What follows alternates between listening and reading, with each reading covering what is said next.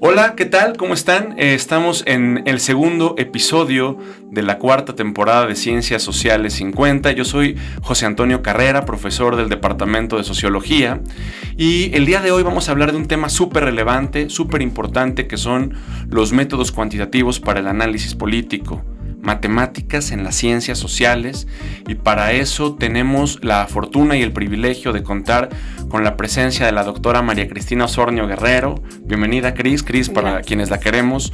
Ella es politóloga, es licenciada en Ciencias Políticas y Administración Pública de la UAM del Estado de México, maestra en Ciencias Sociales y doctora en Ciencias Sociales con mención en Ciencia Política por la Facultad Latinoamericana de Ciencias Sociales de aquí de México. Ha realizado muchas investigaciones sobre procesos de nominación de candidaturas, sobre decisiones y formación de partidos políticos en México y América Latina, y en este momento es asesora del Consejo General del INE. Es una experta tanto en la ciencia política más teórica como en la praxis institucional. Bienvenida a esta Casa Abierta al Tiempo, Cris. Muchas gracias, Toño. Un placer, de verdad. Primero agradecer la invitación. Estoy muy contenta de poder participar en este episodio y de verdad muy agradecida. Qué bueno, Cris. También por la gentileza de la presentación. Muchísimas gracias. Nos quedamos cortos, de verdad es una de las expertas en este país. Bueno, pues matemáticas y ciencia política, y es que justamente la matemática ha heredado a la ciencia política muchas de sus distintas herramientas para contribuir con la aportación de resultados más exactos. A veces pensamos que son cosas distintas, pero me gustaría que empecemos pensando esto. El dato, sin una teoría política sólida que lo respalde, es un dato vacío. Y la teoría sola, sin datos, es un buen ejercicio intelectual, es un buen ejercicio hermenéutico, pero si Maquiavelo tenía razón, y vaya que la tenía, la vocación de la política es práctica. Entonces platícanos, por favor, Cris, este nexo entre matemáticas, estadística, álgebra y ciencia política. ¿Cómo lo ves tú? Pues justamente lo has introducido bastante bien, has traído el tema de una forma que me parece muy precisa y muy clara. Las ciencias sociales no solamente nacen como una forma de crear teoría ni de estudiar como en el sentido más formal, ¿no? Creo que la razón de ser de las ciencias sociales es justo la comprensión de los fenómenos y de los fenómenos sociales, ¿no? De cómo el individuo se inserta en la sociedad, cómo participa y cómo se generan todas estas dinámicas al interior de las comunidades humanas. En ese sentido, pues obviamente nuestro quehacer es totalmente práctico, no propiamente práctico, sino es una combinación de estos dos factores. Por un lado, la teoría que nos ayuda a entender la realidad de una manera que tiene como fundamento una formalización. Sin embargo, nuestros objetos de estudio son completamente prácticos, ¿no? En la política, pues no hay una manera de entender fenómenos si no son en pleno movimiento. En ese sentido, tenemos obviamente la presencia de grandes clásicos de las ciencias sociales que nos ayudan a comprender en cierta medida la realidad, pero este propio dinamismo necesita aprenderlo de alguna manera, ¿no? Y en ese sentido, pues obviamente es imposible tener una comprensión total de la realidad. Necesitamos fragmentar, ¿no? Necesitamos fragmentar la realidad, verificar o estudiar diferentes fenómenos de acuerdo con el interés de cada persona, y en ese sentido las matemáticas se vuelven una herramienta fundamental, ¿no? No en vano Durkheim cuando plantea su idea sobre el suicidio, cuando hace todo este estudio del suicidio, lo hace utilizando herramientas estadísticas, ¿no? Es el fundador obviamente de la sociología, pero la sociología también está perfectamente pegada con la ciencia política, ¿no? Es una gran ciencia social que nos ayuda a nosotros a aprender fenómenos de la realidad. Es uno de los principales ejemplos, ¿no? Como de los fundadores de la ciencia social clásica, y que nos ayuda a entender cómo incluso la ciencia de la sociología surge perfectamente pegada a las matemáticas, ¿no? Claro. Nosotros con el avance de la ciencia política empezamos obviamente con fundamentos y nosotros en la formación así lo hemos llevado, ¿no? Con la filosofía política, la teoría política, empezamos a ver comportamiento político, pero en realidad nosotros nos hacemos politólogos en el momento en que empezamos a entender nuestras propias realidades, ¿no? Entender fenómenos nos ayuda, pues obviamente lo más práctico y lo más asequible para nosotros es entender un proceso electoral que obviamente no podemos entender sin la presencia de números, ¿no? Por supuesto. Sin la presencia de las matemáticas no podemos interpretar un fenómeno de estas dimensiones. Claro, Cris. De hecho, fíjate que estuve revisando 27 programas de ciencia política en universidades particulares y públicas, y en 27 de ellas hay presencia de matemáticas en el plan de estudios. A veces son 3 materias, a veces es solamente una, como aquí en la UAM, y en realidad la presencia de estas herramientas que tenemos las y los futuros, bueno, que tienen las y los futuros politólogos y por las que tú y yo pasamos, pues a veces son muy, muy poquitas. ¿Qué opinas de eso? Híjole, yo tengo bastante que decir al respecto. Yo como lo he mencionado en otras ocasiones, vengo de una universidad local, una universidad pequeñita, ¿no? De la Autónoma del Estado de México, y solamente teníamos un curso de estadística, ¿no? Un curso de estadística además descriptiva, ¿no?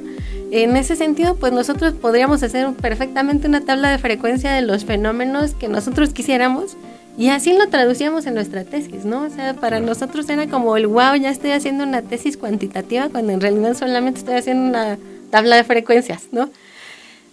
A mí me acuerdo mucho que se nos cayó el telón a varios en una clase de seminario de tesis, ya una clase muy avanzada del proyecto de investigación, donde uno de nuestros profes, abogado, ¿no? Que había estudiado en la Sorbona, nos dijo, ustedes creen que están haciendo una tesis cuantitativa, pero en realidad solamente están haciendo una tesis cualitativa con una tabla de frecuencias, ¿no? Pues se nos cae el telón y entonces yo digo, ¿qué hay más allá, ¿no? ¿Qué hay más por estudiar en estadística vinculado con la ciencia política? Y justo creo que de lo que adolecía de lo que sigue adoleciendo mi programa de formación es esto. O sea, solamente tenemos un curso en varias de las carreras que incluso yo he podido tener contacto, un solo curso de estadística, 0 matemáticas, 0 cálculo, 0 nada. Y creo que ahí los programas de posgrado han hecho una gran labor en el sentido de que nos han orientado respecto a qué se puede hacer, cómo podemos hacer un buen proyecto de investigación cuando tenemos una pregunta que se puede resolver, cuya respuesta puede tener su origen en la aplicación de métodos cuantitativos, ¿no?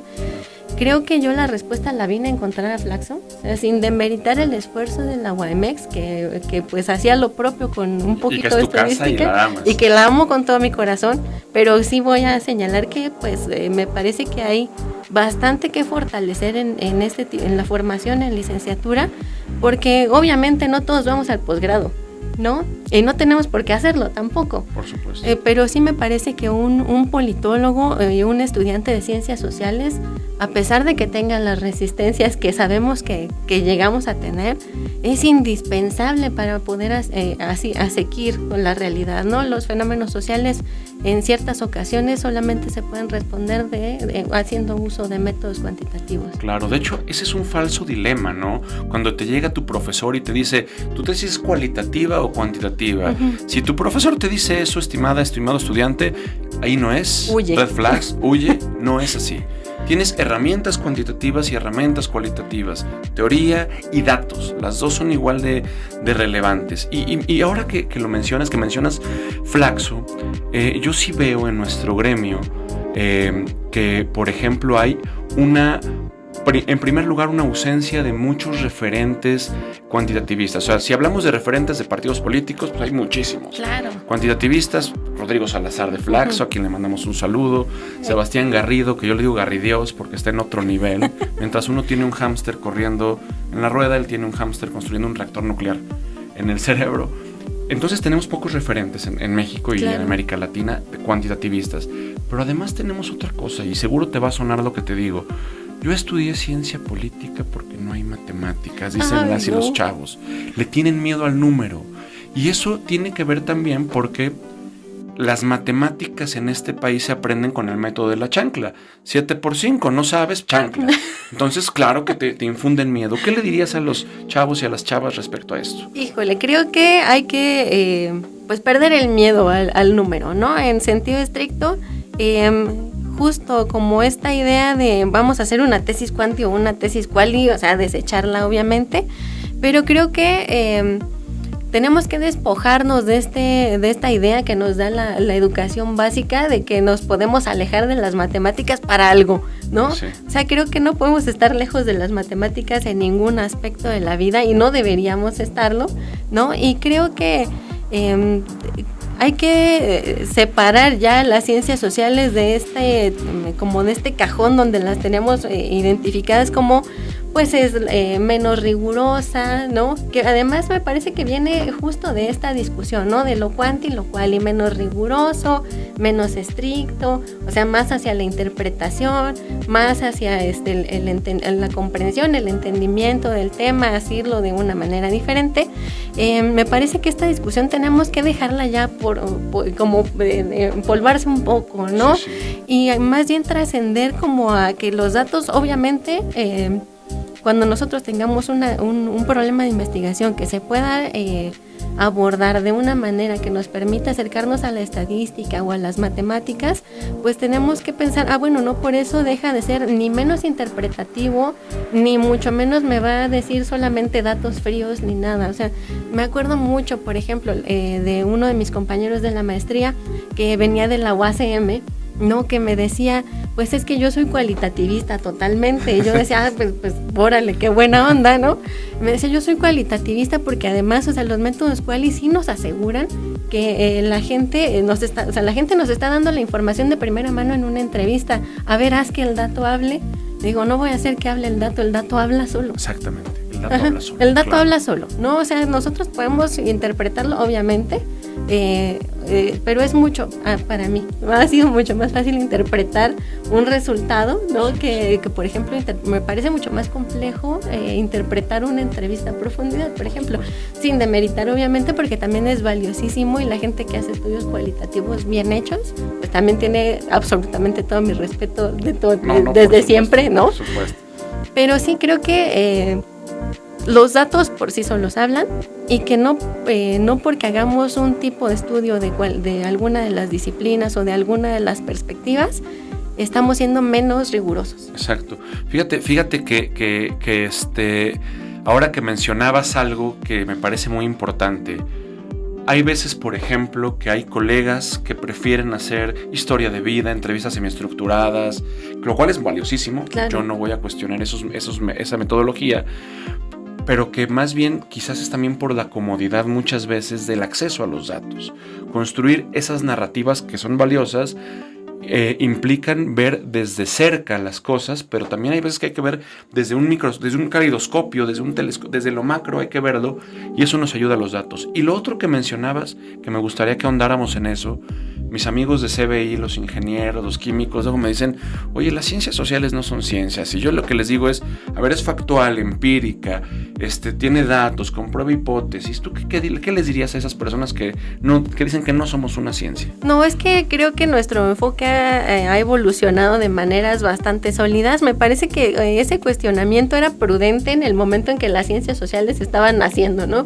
Justo por la novedad. Exacto. Pero en este momento creo que hemos desarrollado teorías súper sólidas, tenemos grandes clásicos de las ciencias sociales, ¿no? De varias disciplinas, y además hemos podido, justo como tú lo mencionas, poner a prueba hipótesis bastante interesantes, ¿no? Hemos podido avanzar en el sentido de que la realidad la podemos entender el día de hoy de una manera diferente a la que la entendían hace 2 o 3 generaciones, ¿no? De hecho, creo que es una cuestión como de romper el paradigma. O sea, el que ellos estén totalmente volcados a las ciencias exactas no los hace tampoco infalibles, ¿no? Por supuesto. Y creo que tenemos que estar pensando que esta falibilidad atraviesa todas las disciplinas, ¿no? En ese sentido, pues en la medida que puede fallar la ciencia social, también puede fallar la ciencia exacta y la ciencia biológica y cualquier tipo de ciencia. Y además el objeto de estudio de las ciencias sociales es menos manejable que el de las ciencias exactas, ¿no? Porque el ser humano somos cambiantísimos, complejos. Exacto, o sea, no puedes meter en el laboratorio a las personas a que actúen como lo harían en la vida cotidiana, sí. ¿No? El simple hecho de ponerlos en un ambiente extraño modifica o tiende a modificar comportamientos, ¿no?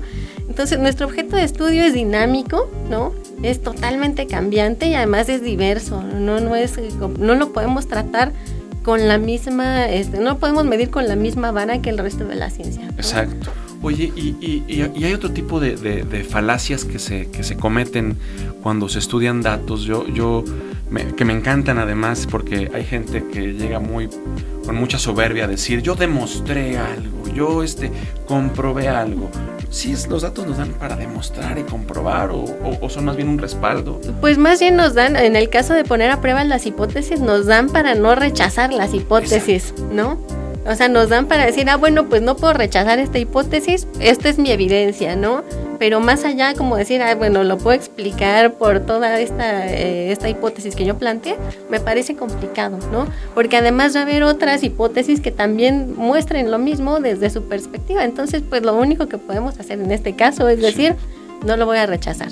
Exactamente, es que justo hay veces que también encontramos papers, sobre todo que provienen de la tradición anglosajona, en donde ponen una fórmula súper difícil, apantalladora, que pocas veces los estudiantes y las estudiantes, incluso los investigadores e investigadoras, pues tenemos ese margen de incertidumbre. Entonces no es la gran cosa, pero tampoco es irrelevante, ¿no? O sea, no es poca cosa. No es poca. Exactamente, pero tenemos que, creo que una de las cuestiones, o sea, nosotros somos rigurosos y tratamos de hacer obviamente los procesos más complejos, pero más fáciles también para o los que sean más próximos para dar respuesta a nuestras preguntas. Pero creo que sí, una de las cuestiones, sobre todo en difusión de la ciencia, es que tendría que ser comprensible para todos, ¿no? O sea, me parece que sí, efectivamente, nosotros tenemos tanto una jerga, tecnicismos, tenemos obviamente nuestros métodos perfectamente definidos, tenemos estrategias, ¿no?, para poder desarrollar investigaciones, pero creo que sí una parte importante y súper valiosa de la ciencia es que se pueda compartir. Y para poderla compartir necesitamos trabajar en un lenguaje que sea completamente comprensible para quien se acerque a leer un texto, que quien tenga, o sea, puede ser incluso la investigación más sofisticada, con la fórmula más elaborada que te puedas imaginar, pero me parece que sí tenemos que hacer que incluso eso sea comprensible para alguien que se acerque a leer, porque pues el fenómeno puede ser súper relevante para alguien que está haciendo una tesis de licenciatura, no alguien que está apenas pues encaminándose en esta vereda de la investigación, ¿no? Claro. Oye, Cris, y ahorita que tocabas esto de la universalidad del dato, ¿no? Uh-huh. Porque la misión de las universidades públicas, sea la UAM, la UAM, la UNAM, el propio Politécnico, la UACM, es justo hacer la vida más vivible a quienes pagan nuestros estudios, que no es otro sino el pueblo mexicano. No es gratis la educación, la pagan con los impuestos y tenemos esa misión. Pero justo para que nosotros analicemos datos, a mí cuando me enseñó el doctor Emerich en esta universidad, estadística me enseñó con un pizarrón y una calculadora científica. Uh-huh. Hoy hay programas diversos, está Excel, que hablamos antes, cámaras, que es una maravilla, está MATLAB, está R, está SPSS, está Stata, uh-huh. En fin. ¿Aprender programa y aprender estadística será lo mismo? ¿Son cosas diferentes? Pues yo creo que el programa es la traducción de lo que nosotros hemos aprendido en estadística.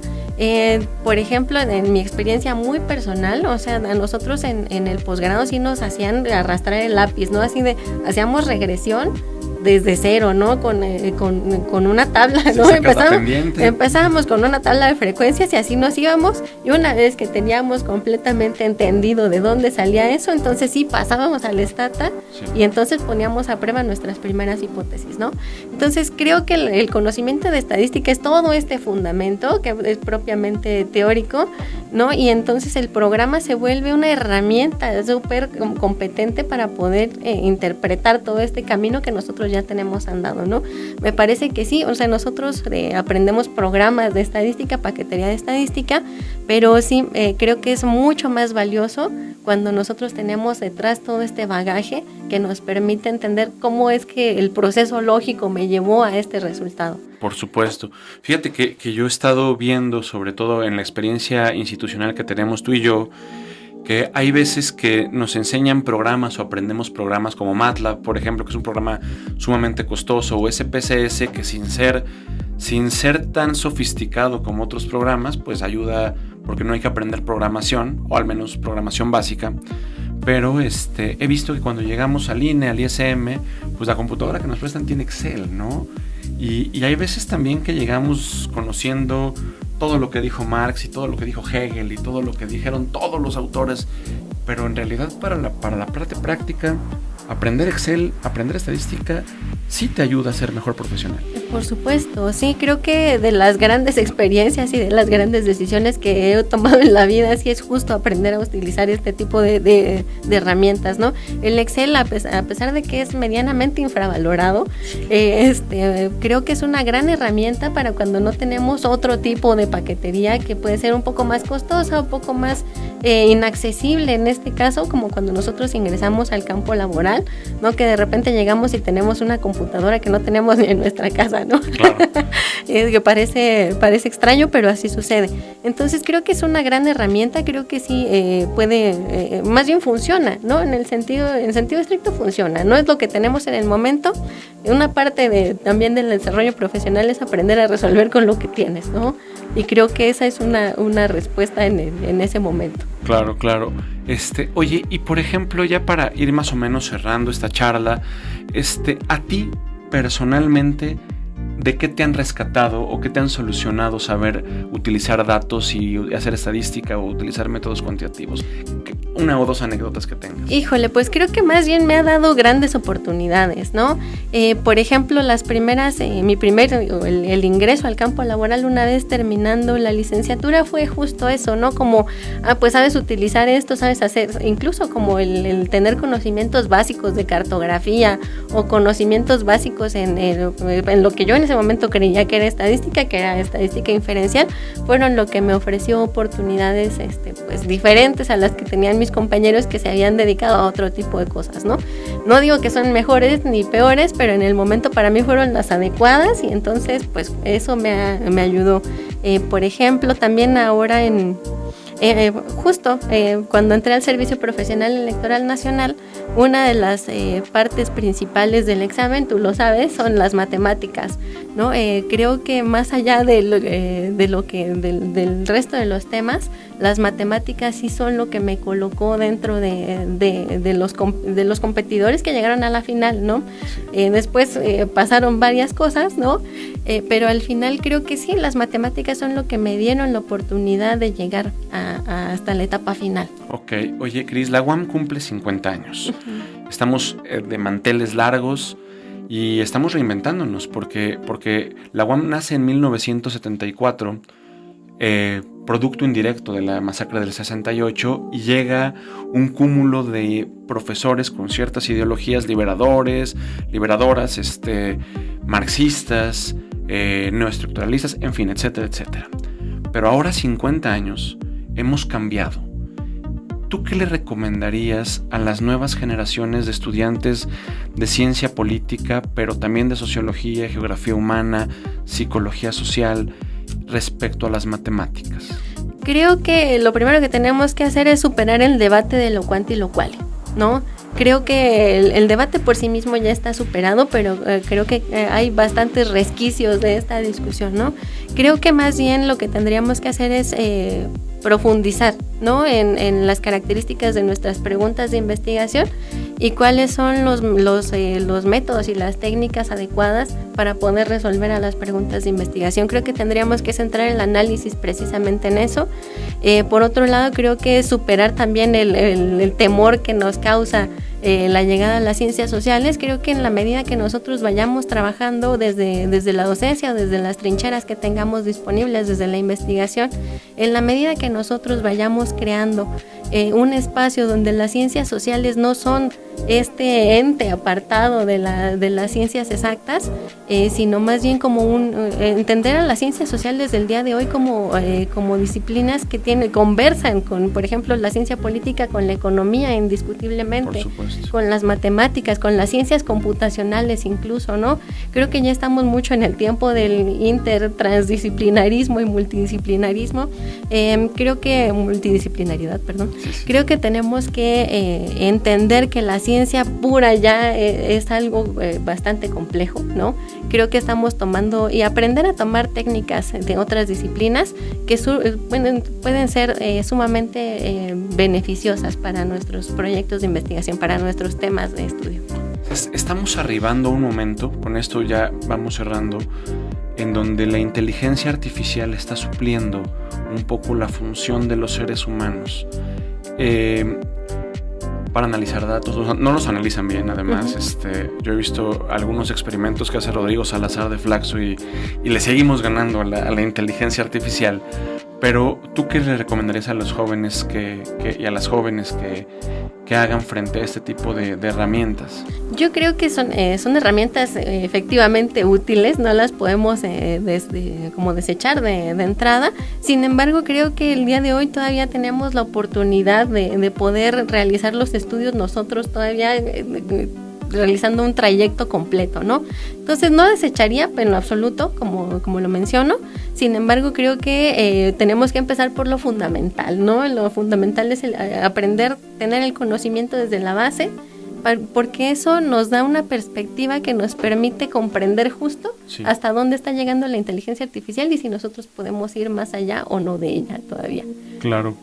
Cris, ¿algún mensaje final? ¿Algún libro que le quieras recomendar a las y los jóvenes que nos ven? Pues yo recomendaría ampliamente toda la serie de Sage, que son unos cuantos libros pequeñitos que son justamente sobre teoría de juegos, sobre métodos cuantitativos. Probabilidad, claro. Yo leí algunos de regresiones en su momento que me parecieron fabulosos, son súper comprensibles, justo abonando a esto que nosotros mencionábamos de que la ciencia no tiene que ser compleja de entender. Son súper accesibles, en las bibliotecas pues suelen estar, ¿no? Sí. Y nos salvan la vida a varios, ¿no? Entonces yo recomendaría de entrada, justo por una recomendación de Rodrigo Salazar, llegué a ellos y la verdad es que de las cosas que, tengo mucho que agradecerle, pero esa es una más, ¿no? Ok. Oye, ¿y si mis estudiantes te quisieran encontrar en redes, cómo te encuentran? Claro, me encuentran en Facebook como María Cristina, ¿no? Y en Twitter, en OyX, me pueden encontrar como @Malinali-Mesli. Muchas gracias. Bueno, pues el día de hoy tuvimos esta plática súper relevante. No es una plática que terminamos, es la provocación para que sepan matemáticas con la doctora María Cristina Osornio, de verdad una experta. Aunque es más bajita que yo siempre la veo para arriba porque es una mujer impresionante, una académica impresionante. Y solamente para despedirnos quiero pasarles una fórmula matemática que es muy sencillita, para que les sirva para estudiar métodos cuantitativos y para su vida en general. Agarren todos los conocimientos que tienen, todo lo que saben de ciencia política, geografía, psicología, sociología, pero también de la vida. Súmenle a eso, le ponen el símbolo de más, le suman todas sus metas, todos sus sueños, hacia dónde van, su propósito. A eso le suman la voluntad y a esa suma compleja la encierran en un paréntesis y la multiplican por la pasión. El 90% de las personas no actúan con el corazón. Métanle corazón y a estos 50 años de la universidad sigamos haciendo historia. Cristina, esta es tu casa, abierta al tiempo. Muchas gracias.